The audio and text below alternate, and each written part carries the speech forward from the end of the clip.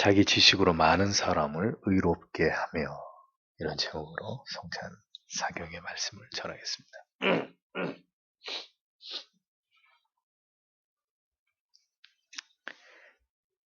모든 노력을 다해서 때로는 자기를 희생하면서까지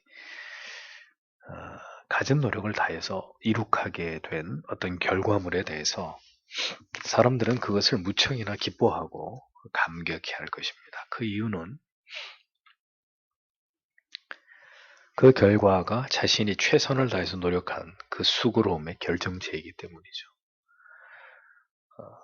그러니까 어떤 결과든 간에 내가 더 이상 내가 최선을 다할 수 없을 만큼 그 일에 모든 걸 쏟아부었고, 그리고 어떤 결과를, 이왕이면 좋은 결과를 얻게 된다면 정말 감격해하고 기뻐할 것입니다. 내가 최선을 다한 결과물이기 때문에. 그리스도께서는 신이 죄인들을 위해 담당하신 그 위대한 자신의 대속의 사역에 대해서 예수님은 어떻게 이것을 생각하셨을까? 어떻게 이것을 받아들이셨을까? 그 그리스도의 대속의 사역을 예수님 자신이 이것을 어떻게 여기셨느냐? 이 문제에 관해서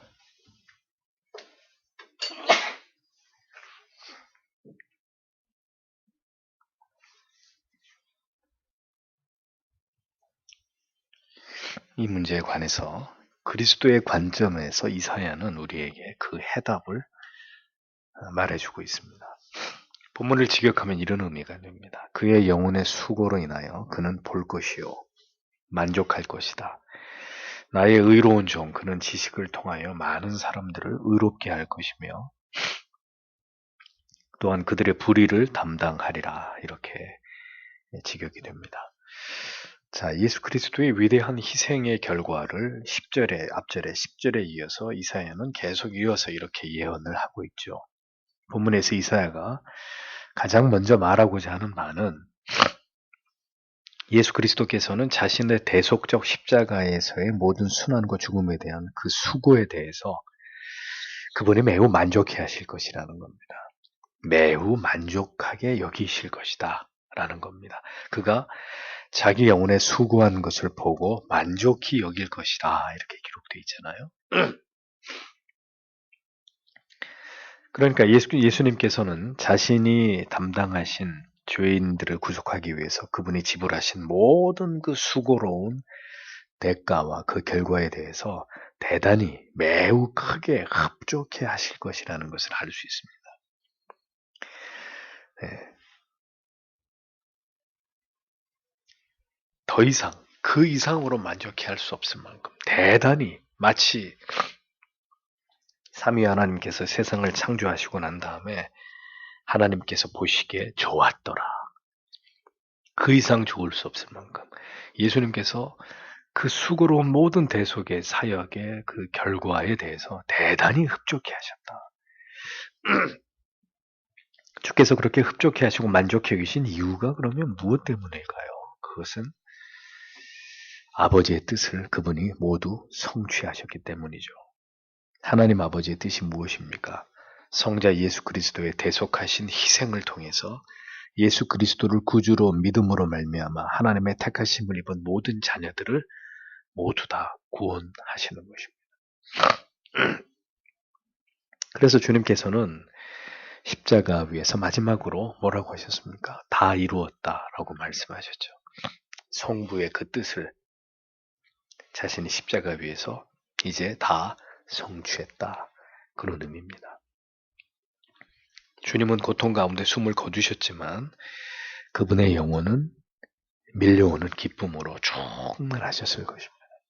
주님의 마음속에는 하나님과 영원히 다시 이어질 수 없었던 하나님의 자녀들이 다시 아버지의 품에 달려와 안기게 되는 그 감동적인 모습이 십자가 위에서 다 이루었다 하시면서 눈을 감으시는 주님의 마음에 선명하게 떠오르셨을 것이기 때문이죠.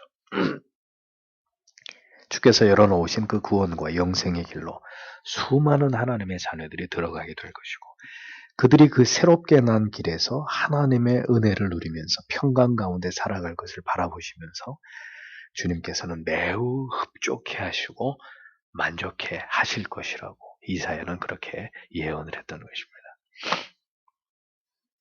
주님 자신을 위한 만족이 아니라 철저하게 우리들이 하나님의 백성들인 우리들이 장차 누리게 될 그 대속의 은혜로 말미암아서 우리가 얻게 될 그 구원과 영생 때문에 주님이 만족하셨다는 거예요. 나에게 뭔가를 채워주고 내가 원하는 걸 얻어서 만족한 게 아니라 우리들이 하나님의 백성들이 그 하나님과 깨어졌던 관계가 회복되면서 영생을 누릴 수 있는 하나님의 자녀가 될 것이라는 그것 때문에 주님이 너무너무 만족하셨다는 거예요. 그러니까 그리스도의 만족은 철저하게 이타적이고 자기 백성들을 위한 만족이었다는 것을 알 수 있는 것이죠. 주님 스스로가 잘 되셔서 만족한 게 아니라 자기 백성들이 다시 살게 되어서 구원을 얻게 되어서 율법 아래서의 모든 죄책으로부터 벗어나서 영생을 누릴 수 있게 됨으로 인해서 그로 인한 궁극의 만족을 주께서 얻게 되실 것이라고 선지자가 예언하고 있었던 것입니다. 그러니까 그리스도의 만족하심은 그렇게 아버지의 뜻을 이루심으로 인한 만족, 영원히 단번에 모든 죄인들을 그 죄로부터 대속하심에 대한 만족이셨다는 거죠. 그렇게 온전히 아버지의 뜻을 이루시기 위한 삶이었고 그 마지막까지의 수고로움이셨기 때문에 주님은 크게 만족하셨습니다. 만족한 삶을 사신 주님이셨다는 거죠. 여러분 인생을 그렇게 만족 속에서 우리가 눈을 감을 수 있다면 얼마나 행복할까요? 그러니까 그 행복이 그 만족이 어디서 오는지는 우리가 그리스도의 생애를 통해서 얻게 되는 거죠. 깨닫게 되는 것입니다. 그게 뭘까요? 나를 위해서 나만을 위해서 산 사람은 죽을 때 지나온 한평생의 삶에 대해서 만족할 수 없을 겁니다. 그리스도의 생애를 보십시오. 참된 만족이 어디서부터 왔느냐? 자기 자신만을 위해서 산 사람은 절대로 자기의 삶에 대해서 만족하면서 죽을 수 없다는 거죠. 참된 만족은 자기를 채우는 것에서 오는 것이 아니라 우리의 필요를, 하나님의 뜻을, 우리의 필요를 채우고 하나님의 뜻을 이루는 것으로 말미암아 우리에게 그 만족이 우리의 영혼에 깃들게 된다는 사실을 우리는 깨닫게 되는 것입니다. 나만 행복해지는 게 아니라 하나님도 나로 인해서 내 지체들도 이웃들도 모두 행복해지는 것에서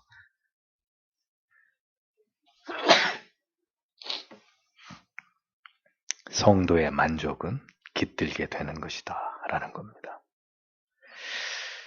여러분 우리는 우리의 만족은 누구를 위한 무엇을 위한 만족입니까? 만족에 많은 이유가 있을 것입니다. 어떤 사람은 집이 생기면 만족할까요? 어떤 사람의 명예, 권력, 이뻐짐은 만족할까요? 만족에 많은 이유가 있겠죠. 그러나 성경이 말하는 가장 아름다운 만족이란 내 것을 채움으로 인한 것이 아니라 그리스도처럼 죄인의 필요를, 타인의 필요를 채워줌으로 그것을 채워주는 과정에 있어서 숭고한 사랑의 희생이 있었다면 더욱더 그 만족은 배가 되는 거라는 거죠. 다른 사람의 영혼을 살리고 섬기고 세워주고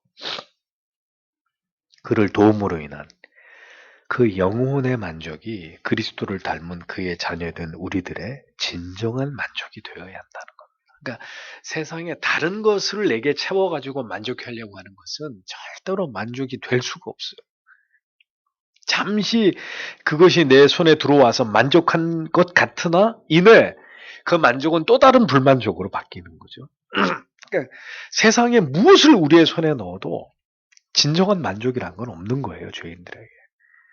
근데 그 참 만족, 그리스도가 누리셨던 그 만족을 조금이라도 우리가 이 땅에서 우리가 죽기 전에 누릴 수 있다면 그 만족은 이기적인 것에서 오는 것이 아니라 이타적인 그리스도처럼 아버지의 뜻을 이루고 나로 인해서 다른 사람을 만족하게 하는 것에서 오는 그 만족이라야.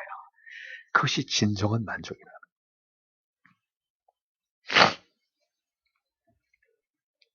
나를 위한 만족을 얻기 위해 살아가면 인생을 살아가면 살아갈수록 더 한없이 목마르고 허기지고 오히려 더 불만족스러울 수밖에 없게 될 것입니다. 그러나 그리스도처럼 만족의 이유가 나를 채움으로서가 아니라 다른 사람을 채워줌으로 얻고자 하는 영혼의 신령한 만족을 추구할 때, 그럴 때 우리의 영혼은 반드시 주님이 주시는 그 기쁨과 희락으로 주님이 가지셨던 그 만족과 유사한 만족으로 하나님이 우리에게 그러한 은혜를 선물로 주실 것이라는 거죠. 그리스도께서는 잡히시기 전날 밤에 제자들을 위해서 만찬을 베푸셨습니다. 그들의 영혼과 마음을 그리고 육체를 만족해 주시기 위해서 주님은 최후의 만찬을 준비하셨습니다. 그 긴박한 순환과 죽음이 임박한 순간에도 주님은 자신이 아니라 제자들의 영혼과 그들의 육신을 풍성하게 채워서 그들에게 만족을 주고자 하는 일에 잡히시기 전날 밤까지 모든 마음을 거기다가 쏟으셨다는 거죠. 제자들의 육신에 만족을 주시기 위한 주님의 마지막 만찬처럼 오늘도 성찬에 참여하는 모든 하나님의 자녀들의 그 영혼을 만족해 하시는 주님이시다라는 것을 우리는 기억해야 합니다.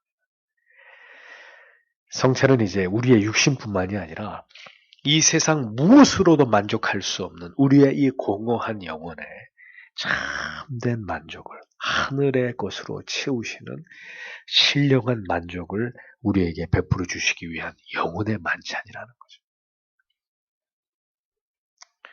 그리스도의 자녀가 되었다는 것은 그리스도를 깊이 알아가고 사랑하게 된다는 것은 주님께서 살아가신 생애를 바라보는 것으로 가능해지는 것입니다. 그 삶을 본받고자 할 때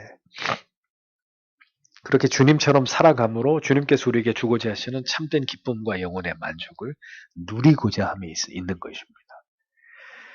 신자의 삶을 철저하게 그리스도의 뒤를 밟아가는 것이 되어야 되는 거예요. 재벌의 뒤를 밟아가는 게 아니라 어떤 권력자의 뒤를, 어떤 세상에서 성공한 사람의 뒤를 밟아가는 게 아니라 철저하게 예수 그리스도가 걸어가신 그 삶의 궤적을 따라서 그분의 삶에서 내가 무엇을 바라보고 얻어야 되고 추구해야 되는지를 찾아가는 것입니다. 그러니까 오늘 본문에서는 그리스도가 무엇을 했을 때 그렇게도 만족하셨느냐? 그럼 내 삶이 무엇을 지향해야 되느냐? 우리가 그리스도의 생애 속에서 그런 것들에 주목해야 된다는 거죠. 그래서 신자는 세상에서가 아니라 세상에서 뭘 내가 해서 그것 때문에 만족해야 하는 게 아니라 그리스도 안에서 그리스도 때문에 참된 만족과 안위를 얻을 수 있는 사람이어야 한다는 거죠. 그것이 그들에게 주어진 특권이란 말입니다. 특권. 세상 사람들은 죽었다 깨어나도 이 세상에서 썩어질 것들에서 만족을 얻으려고 합니다. 그러니까 영원히 만족하지 못해요. 우리는 이 눈에 보이는 세상의 것에서 어떤 만족을 얻으려고 하는 게 아니라 세상의 것은 다 우리를 실망시킨단 말이죠. 다 소멸될 것들이에요. 살아있는 동안에 그리스도를 통해서 그리스도가 무엇 때문에 만족하셨는지를 보면서 우리도 그것을 추구하려고 하는 그리스도 안에서 참된 만족을 얻고자 하는 자들이 되어야 한다는 것입니다. 주님께서 가장 귀한 것을 우리에게 주심을 만족하셨는데 우리는 주님께로부터 받은 것에서 참된 만족을 누릴 수 없다면 이런 거죠. 최고의 선물을 줬는데도 그 선물을 딱 열어보고 에이 시시해. 이게 최고의 선물이야? 이렇게 얘기하면 그 선물을 나에게 준 사람에 대한 모욕이 되는 거잖아. 그리스도의 속죄의 사역이 불완전하다는 걸 의미하는 거잖아요. 그러나 주의 죽으심은 모든 대속을 완성하시고 모든 하나님의 공의의 조건을 완전히 충족시키신 것이었습니다. 십자가의 대속의 사역이 주님께 충만한 만족이 되셨다면 우리가 분명히 알아야 될 것은 모든 죄인들이 십자가 앞으로 나아갈 때 반드시 생애적이고 영원한 만족을 얻게 되어 있다는 이 진리입니다. 그러니까 여러분들이 예수를 믿어야 되는 수백 가지, 수천 가지 이유 중에 가장 중요한 이유가 뭐냐? 그리스도로 말미암은 완전한 것을 얻으려고 하는 거예요. 죄인인 우리가, 산산이 되어 깨어져 버린 우리가 세상에서 뭘 해도 얻지 못하는 그 완전함, 내 영혼의 완전한 만족. 약간 우리 관점에서만 생각한 겁니다. 내 영혼에서의 완전한 위로, 완전한 기쁨. 우리가 예수를 믿음으로써 얻는 것이 바로 그것이잖아요. 그럼 반드시 그것이 있어야 되는 거잖아요. 우리의 가슴 속에, 우리의 영혼 속에. 십자가를 파면 팔수록 우리의 영혼은 더 큰 만족과 기쁨과 평안을 얻을 수 있습니다. 왜냐하면 그렇게 되도록 약속되어 있는 것이고, 그 일에서 만족을 얻으신 주님이 주님께로 나오는 자에게도 역시 만족을 주고자 하시는 것이 아버지의 뜻이기 때문에요.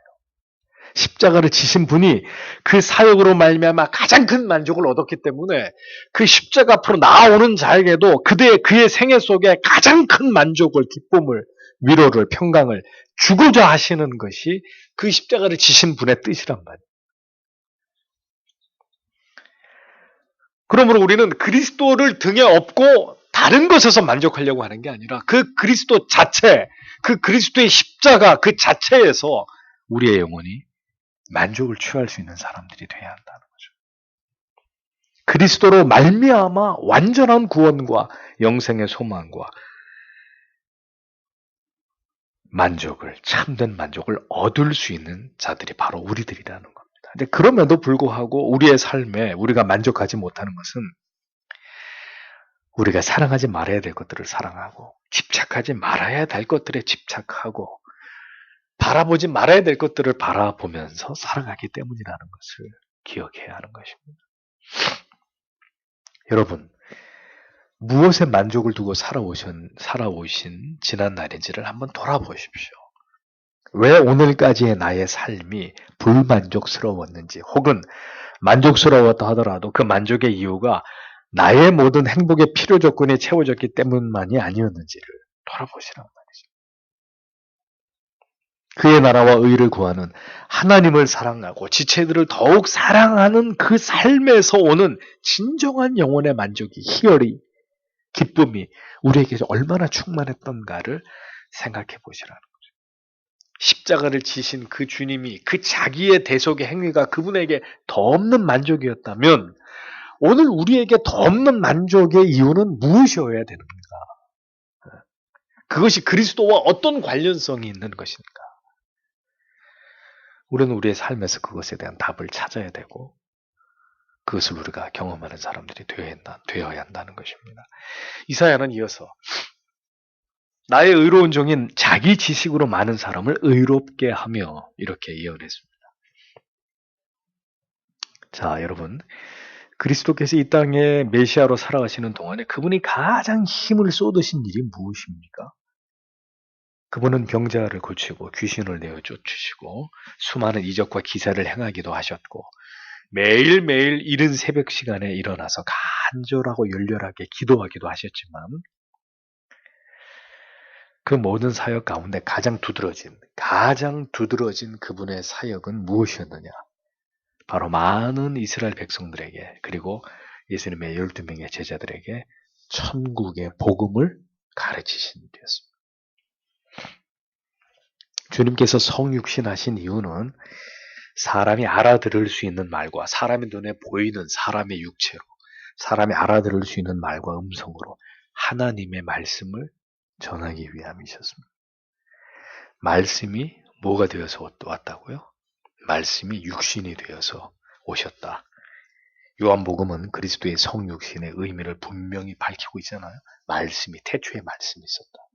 그 말씀이 육신이 되어서 우리 가운데 오셨다. 그러므로 주님께서 가장 중요하게 여기시는 것은 다름 아니라 하나님의 말씀을 전하시고 깨닫게 하시는 것이었다는 거죠. 자주 강조한 바와 같이 성령이 오신 이유도 주께서 이 땅에 계실 때 하셨던 그 모든 진리의 말씀을 모두 생각나고 깨닫게 하고 믿어지게 하시기 위함이었다. 여러분, 절대로 이 진리를 놓치셔서는 안 됩니다. 왜 성경이 고대 언어 중에 가장 정교한 히브리어 그리고 일부 아람어 이런 정교한 언어로 기록이 되어 있을까요? 그림으로 그려진 게 아니라 왜 정교한 언어로 기록이 되었을까요? 왜 66권이나 되는 계시의 내용을 담아 우리에게 그것을 계시의 말씀으로 주셨겠느냐? 신앙에서 가장 중요한 게 뭡니까? 성경이라는 거예요. 하나님의 말씀이라는 거예요. 성경을 통해서 우리에게 말씀하고자 하시는 생명의 모든 지식을 우리가 깨달아가는 것, 신앙에서 이거 이상으로 중요한 건 없는 거예요. 그 지식을 곧게 붙드는 것입니다. 구원 얻는 지식. 성령을 통해서 그것을 깨닫게 함으로 말미암아 우리로 하여금 믿음을 얻게 하시는 그게 하나님의 뜻이에요. 하나님의 계획이에요. 하나님의 방법. 그리스도께서는 이제껏 들어보지 못한 하늘의 진리로 틈나는 대로 진리를 복음을 전파하셨습니다. 하나님의 나라와 구원의 길을 마지막 때 일어날 일들 성도의 삶이 무엇을 지향해야 되는지를 우리를 위해서 영원한 하늘의 나라가 예배되어 있다는 사실들을 내가 다시 온다는 것을 이 세상에서 우리가 경험하는 모든 일들의 그 의미들을 주님이 살아계실 때 가르치셨습니다. 부지런히 가르치셨습니다. 율법 아래서 숨막히는 억압과 고통을 당하고 있던 불쌍한 영혼들에게 주님은 그렇게 해서 가슴을 풀어헤쳐서 젖을 먹이는 어미의 심정으로 하나님의 진리의 말씀을 영생의 길을 구원의 도를 부지런히 가르치셨단 말입니다. 죄인들을 의롭게 하시는 길은 다른 어떤 방법을 통해서가 아니라 복음을 선명하게 그들의 영혼 가운데 전하심을 통해서였다는 거죠. 어떤 신비한 은사나 체험이 아니라 자기 지식으로 많은 사람들을, 자기 백성들을 의롭게 하셨다고 성경이 기록하고 있습니다. 오직 이신승의 복음으로 그리고 그리스도인으로서 이 세상을 살아가는 올바른 길을 제시하시는 그 진리의 말씀으로 하나님의 백성들을 지도하셨다는 거죠. 그들을 의의 길로 인도하셨다는 것입니다. 그래서 다시 말씀드립니다. 신자에게 가장 중요한 게 뭐냐? 이 세상에서 복을 받는 거냐? 성경이란 말이에요. 신자에게 가장 중요한 것은 하나님의 말씀. 가장 위대한 것은 하나님의 말씀인 성경이라는 거죠. 성경을 사랑하지 않고 성경을 가까이 하지 않는 자, 단언하건대 결단코 구원에 이르는 지식을 얻을 수 없고 그는 옥토밭 같은 신앙을 가진 마음을 가진 신자라고 말할 수 없는 것입니다. 이 땅에 인간의 몸으로 오셔서 직접 그분의 음성으로 가르치신 구원의 지식이었습니다. 그리고 눈에 보이는 복음으로 또다시 그리스도 자신을 그렇게 가르치신 것이 성만찬이셨습니다. 우리가 성찬의 그 깊은 의미를 참뜻을 알지 못했을 때 어떻게 했습니까? 저도 그랬어요, 과거에. 아무 생각 없이 그냥 습관을 따라서 아무 느낌 없이 성찬식에 참여했었단 말이죠.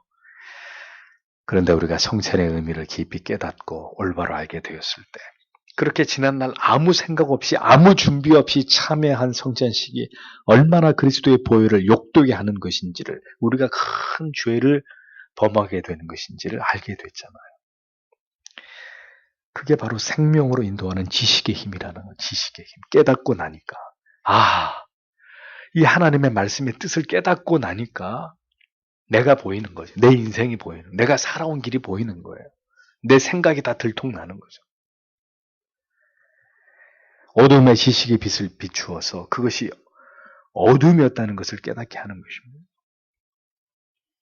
우리를 바른 믿음으로, 바른 구원으로, 성경의 올바른 지식에 근거한 신앙으로 날마다 우리를 수정하고 교정해 나아감으로 오늘도 하나님을 기쁘시게 하는 자녀로 하나님은 그 모든 것들을 하나님을 아는 지식을 통해서 우리를 그렇게 만들어가고 계시는 것입니다.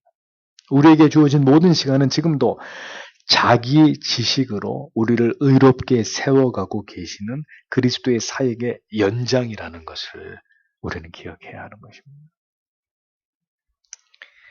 그래서 오늘도 그 진리에 깊이 천착하는 사람만이 의로움을 입고 더 의로움을 향해서 완전함을 향해서 나아가는 하나님의 참된 자녀라고 말할 수 있는 것입니다. 성경을 가까이 하지 않는 자, 교회를 수년을 수십 년을 다녔어도 하나님의 말씀에 대해서 성경에 대해서 지독한 무지 속에 있는 성도들은 부디 이런 말씀을 통해 깊은 찔림을 얻으셔야 돼요. 왜 모든 종교적인 의무가 나에게 이렇게 구태의연하고 질이 멸렬하게 느껴질까? 왜 이토록 무감각하고 몸이 건조하게 여겨지는 것일까? 복음을 이해하지 못하고 하나님의 진리의 말씀을 경험하지 못할 때 그 영혼은 매우 맛있는 음식을 사진으로만 보고 그 맛을 추측할 뿐인 것처럼 진리에 대해서는 그렇게 피상적인 이해와 상상만을 갖게 되는 관념적인 교인이 될 수밖에 없는 거예요. 지식적인 그리스도인이 될 수밖에 없는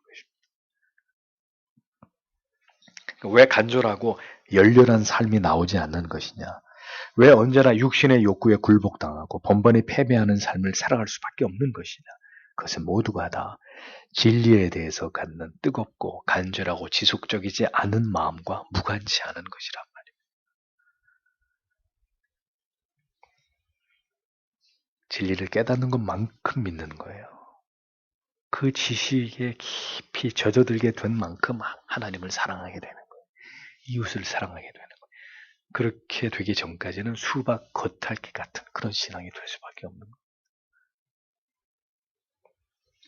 여전히 주를 믿는다고 하면서도 지식을 얻는 일에 게으르며 무관심한 많은 그리스도인들의 삶의 모습을 봅니다. 그럼에도 우리는 여전히 우리가 믿음 안에 있다고 스스로 여기는 경우들이 얼마나 많습니까? 과연 그럴까요? 여러분, 과연 그렇게 엉터리로 예수를 믿어도 성경은 덮어놓고 나는 몇 시간 기도하네. 나는 오늘도 뭐 어떤 어려운 사람을 돕고 있고 내가 무슨 사역을 하고 있고 뭘 하고 있고 과연 그런 것만으로 천국에 들어갈 사람들이 그렇게 많을까요? 이렇게 성경이 분명하게 구원의 길을 말씀하고 있는데도 이 길과 무관하게, 이 지식과 무관하게 오랫동안 교회를 다녔고 신앙생활을 했다는 이유만으로 그렇게 모두 다 쉽게 천국에 들어가는 것일까요? 그리스도의 그 지식은 우리의 무지와 죄를 인간의 실존을 깨닫게 하는 지식입니다. 그 복음 앞에 다가가면 다가갈수록 인간의 그 죄된 실존을 깨닫게 되고 그게 드러나게 되는 지식입니다. 그 지식은 소망 없는 죄인들로 하여금 구원과 영생을 알게 하고 그에 이르게 하는 지식입니다. 그 지식은 마침내 그 지식을 믿을 때 죄인으로 하여금 영원히 의롭게 하시는 지식입니다. 산 지식입니다. 유일한 소망의 지식입니다. 생명의 지식, 빛된 지식입니다. 그런데 문제는 이 그리스도의 지식이 당시의 유대인들 대부분이 가진 지식과 대치되는 지식이었다는 거죠. 전통적인 유대주의적이고 율법주의적인 지식이 당대를 지배하고 있었을 때 그리스도로부터 새롭게 선포되기 시작한 이 지식은 그들이 절대로 쉽게 받아들일 수 있는 지식이 아니었다는 겁니다.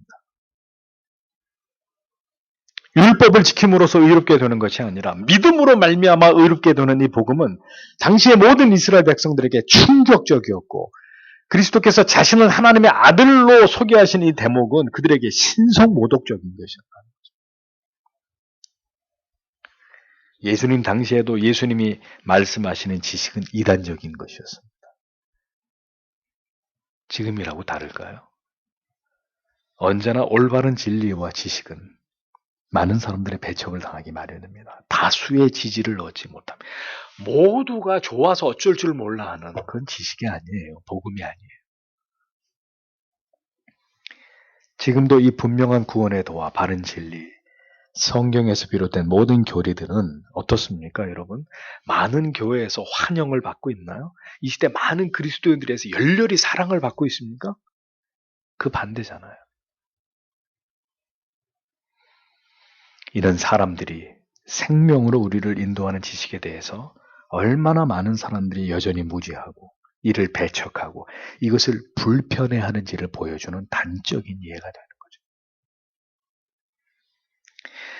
열심히 예배 시간이 1시간인데 한 40분 동안 열심히 찬양을 부르자 그러면 너나 할 거 없이 애어른 할 거 없이 다 좋아합니다.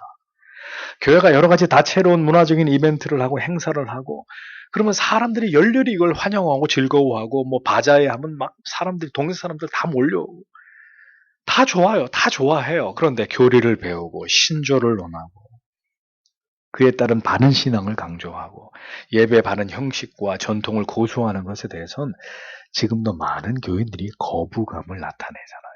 그 왜 그런 걸 하냐고 도대체 왜?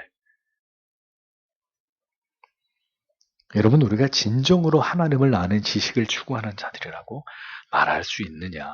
말할 수 있느냐? 이렇게 성경을 읽지 않고 이렇게 경건의 길을 알려주는 좋은 신앙의 양서들을 사랑하지 않으면서도 우리 자신을 자칭 나는 하나님을 아는 지식을 사랑하고 있어 라고 말할 수 있느냐.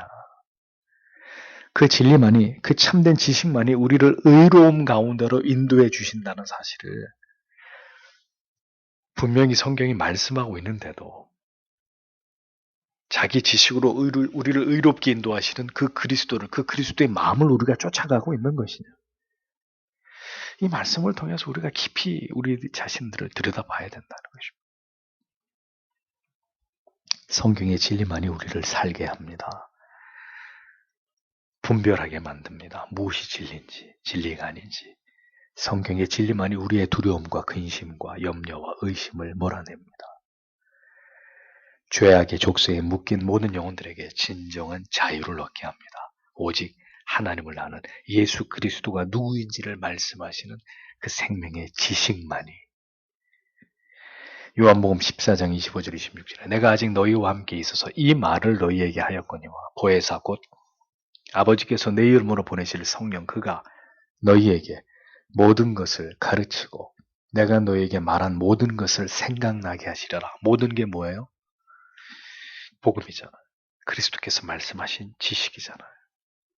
마태복음 7장 28절 29절 예수께서 이 말씀을 마치시며 무리들이 그의 가르치심에 놀라니 이는 그 가르치는 것이 권위 있는 자와 같고 그들의 서기관들과 같이 아니함일러라. 그분의 가르침은 그분이 말씀하시는 지식은 이제껏 어디서도 들어본 적이 없는 진리였다는 거죠.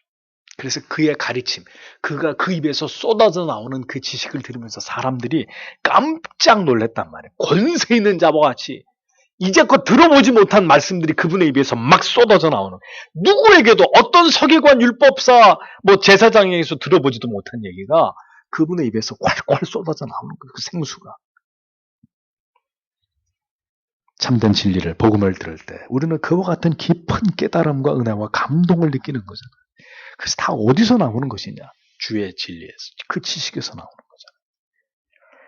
그래서 우리는 여전히 배워야 되고 여전히 생각나야 되는 것입니다. 무엇이 그분의 말씀이 여전히 깨달아져야 되고 또 깨달아져야 되고 더 깊어지고 더 확장되어야 하는 것입니다. 구원받은 신자로 살아가게 하시는 모든 지식들이 날마다 우리 안에서 업데이트되면서 우리를 더 알차게 우리의 영혼을 채우는 그런 은혜가 하나님의 참된 백성들에게 있어야 한다는 것입니다. 그래서 우리는 부단히 구원에 이르는 지식을 묵상하고 또 묵상해야 되는 거죠. 디모데후서 3장 16절에 오직 성경은 하나님의 감동으로 된 것으로 교훈과 책망과 바르게 함과 의로 교육하기에 유익하니 그 지식을 통해 교훈을 받고 책망을 받고 바르게 되어지는 길을 깨닫고 의로워지는 그 모든 도를 배움받는 그런 삶이 신자의 삶이어야 되는 것입니다. 신자는 성경의 지식을 도구로 성령이 우리 각 사람 안에서 교훈하고 책망하고 바르게 하고 의로 교육하시는 일에 자기의 생애를 내어드린 자들입니다. 그 일이 마땅히 우리 영혼 가운데 일어나야만 되는 사람들. 그거는 그 성경 좋아하는 사람들한테나 일어나고 많이 배운 사람들이나 이렇게 지식을 좋아하는 사람들이나 그렇게 믿고 나는 내 방 내 스타일대로 믿을 테니까 각자 자기 스타일대로 믿는 거지. 그것이 아니라 이 모든 일이 모든 그리스도의 사람들에게 일어나야 되는 일이라는 거죠. 그 모든 지식의 활동이 왕성하게 나타나는 사람이라야 그가 그리스도의 사람이라는 것입니다. 올바른 구원의 길 안에 있고 바른 신앙 안에 있는 사람이라는 뜻이죠. 성도 여러분, 그 지식 안에 오늘도 이끌림을 받고 계신 분들입니까? 이것이 중요하다는 거예요.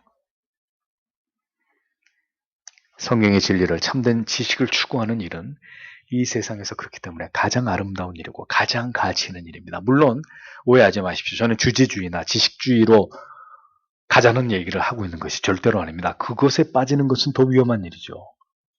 지식을 통해서 삼위 하나님을 알고 올바른 신앙의 길을, 참된 신자가 되는 길을 배워서 결국 하나님께 영광을 돌리는 하나님의 자녀로 살아가는 일은 여러분의 모두 이 그리스도의 지식에 도달했을 때 그 지식을 점차로 깊이 깨달아갈 때만이 가능한 삶이다.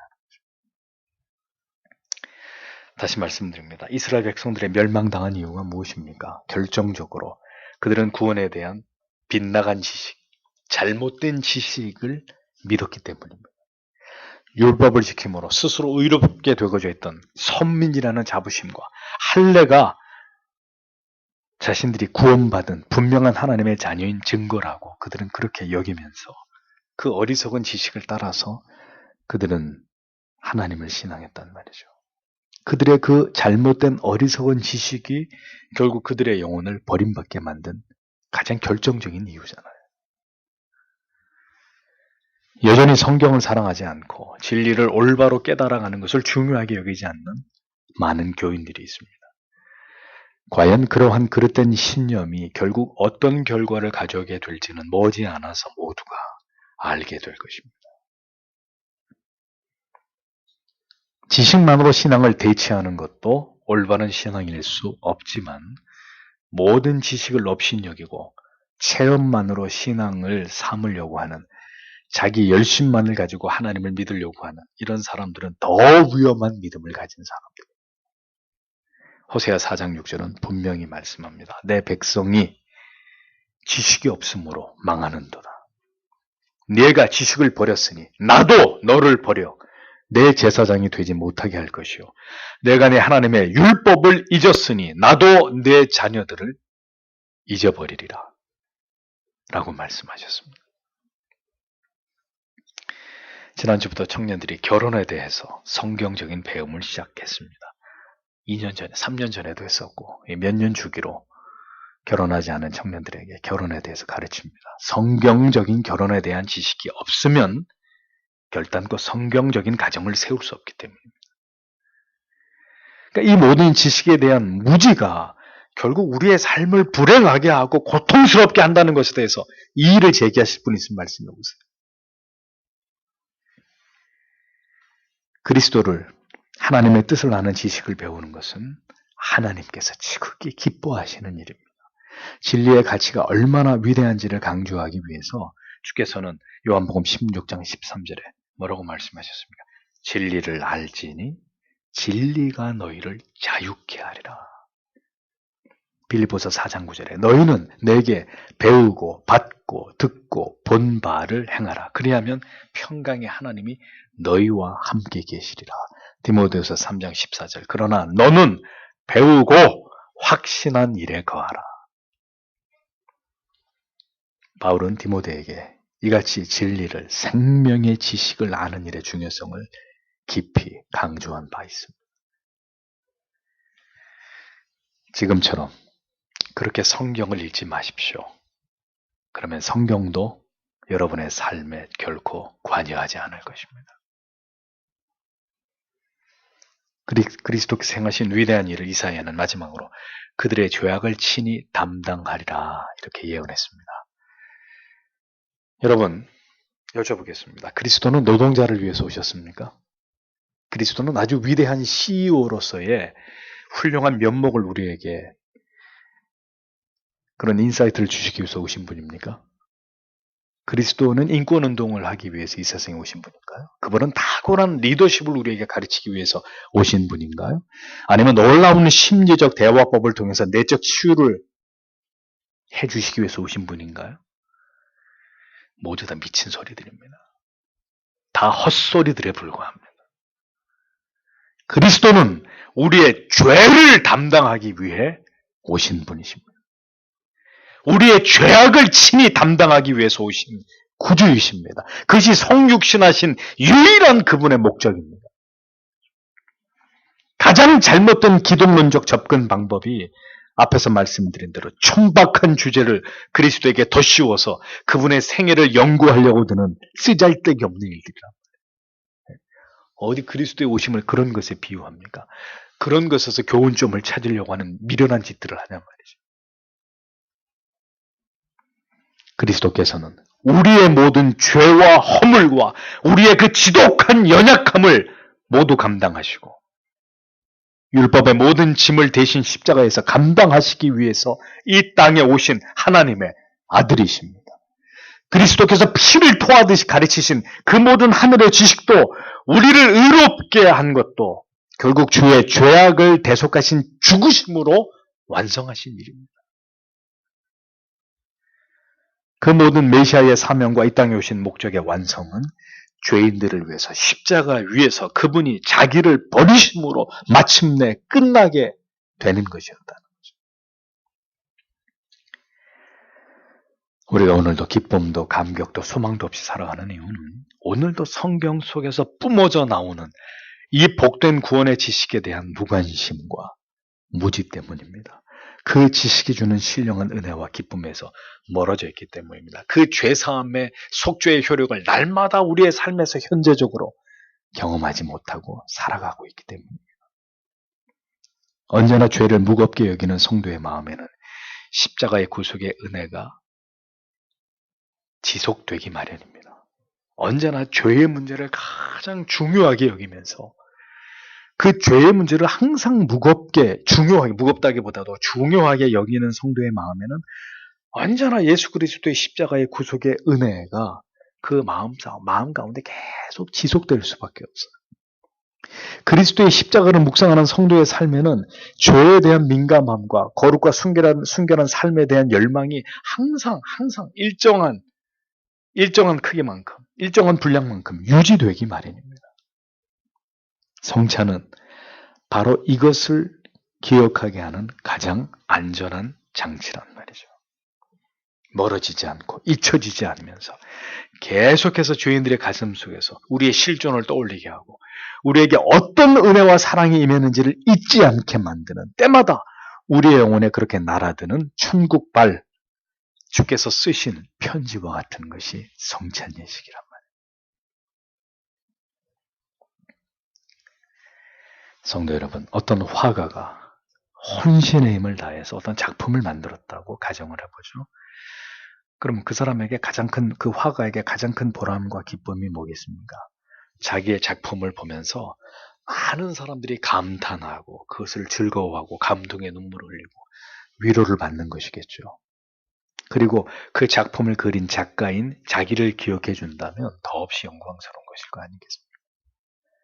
화가는 죽었어도 그의 작품과 이름은 지금도 대대에 전해지듯이 그런 것이겠죠. 그리고 그 아름다운 그림을 본 사람은 그 감격을 반드시 다른 사람들에게 전하게 되어 있습니다. 르브르 박물관에 가서 당신은 모나리자를 보았소. 나는 잊을 수가 없어 그 감격이. 그 그림을 보았을 때 나도 모르게 내 눈에서 눈물이 흘러내릴 만큼 나는 그 위대한 작품에 매료되고 왜 말았소. 그대도 꼭 가서 보시오. 화가의 기쁨은 그렇게 많은 사람들이 자기의 그림이 전시되어 있는 갤러리에 와서 자기의 그림을 감상하고 그리고 다른 사람들에게 가서 자기 작품을 많은 사람들에게 소개해 주는 것이겠죠.